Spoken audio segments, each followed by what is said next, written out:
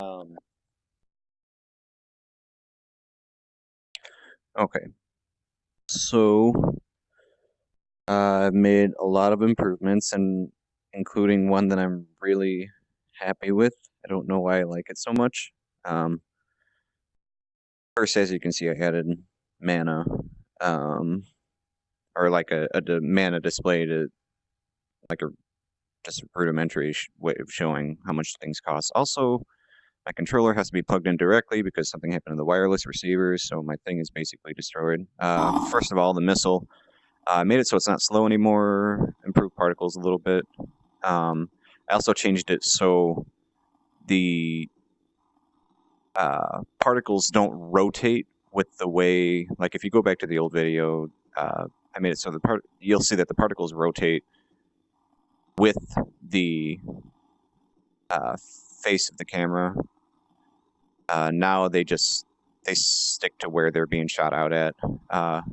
Here's my favorite part. I'm gonna I don't know why I love that so much. It's like, I don't like you. Bye. But the sound, I guess the mixture of the sound and oh, that was a weird explosion. But yeah, as you can see, some of like the missile costs 10. That doesn't really matter because that's going to change anyway.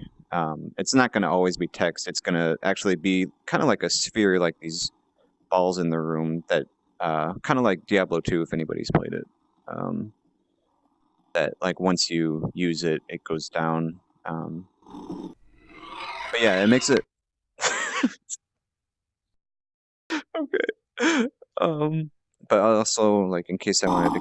Oh, that wasn't supposed to happen.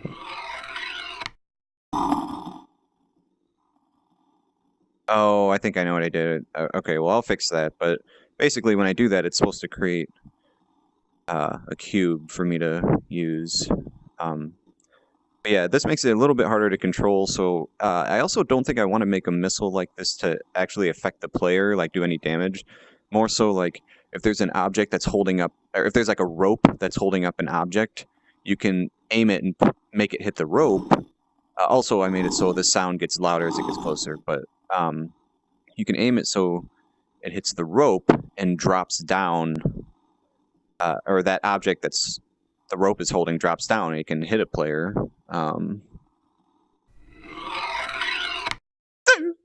Okay. And that's going to be an interesting thing. This thing's in my way. Other than that, yeah, so everything's going to cost a different amount of mana.